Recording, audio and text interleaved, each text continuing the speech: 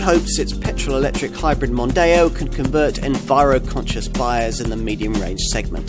This isn't a hybrid of the fashionable plug-in sort, but it can still return over 50 to the gallon in regular use and offer a tax-busting sub 100 grams per kilometre CO2 rating. And you can have it in either saloon or estate guises.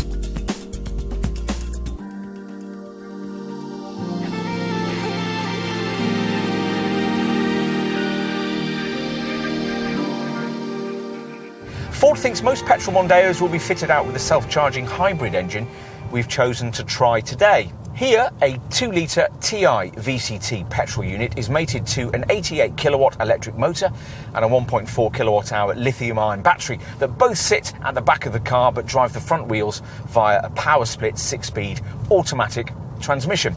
That also box decides at any given time whether power should come from the engine, the electric motor, both at once, or neither.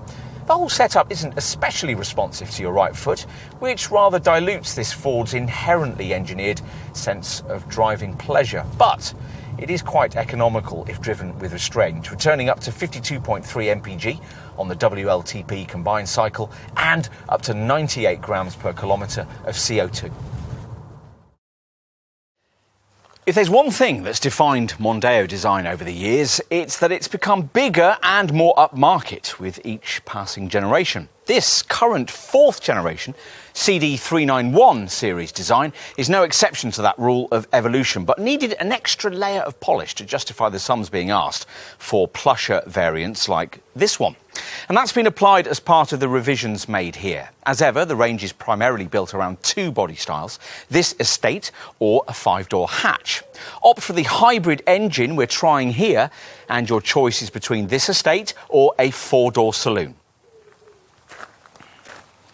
On to the details of this Ford's exterior design, starting here at the front, where 4 smart crease lines sweep down the power dome bonnet into a trapezoidal front grille that now varies in style based on the trim level you've chosen.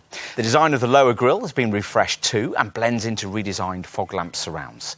These have required a slightly more sculpted bumper design that incorporates this more pronounced lower lip spoiler. Behind the wheel, detailed changes have been made to trim and dashboard architecture. Otherwise, things are much as they were when we first tested this Mark IV Mondeo back in 2014. Ford has struggled to differentiate European spec examples of this model from the bargain basement trimmed versions of it that sell in the US. And these humbler origins are evident in places, even in the leather-lined top-spec Vignale variant we're testing here. But it's difficult to fault the exemplary cabin ergonomics. Everything falls perfectly to hand, and there's an ideal driving position with lots of seat and wheel adjustment. Various different instrument binnacle displays are offered. This hybrid version features twin 4.2-inch screens either side of a central speedo. Anything else you need to know will be covered off by this 8-inch central Sync 3 infotainment monitor, which delivers the usual audio, navigation and smartphone mirroring options. Time to move rearwards and appreciate the difference this car's larger than average shape can make for your passengers.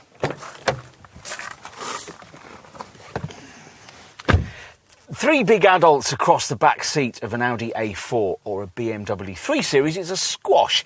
That's only slightly improved if you opt for something mainstream like a Vauxhall Insignia or a Volkswagen Passat. Here, it's no problem at all, with superb space for shoulders thanks to the class-leading width of the cabin.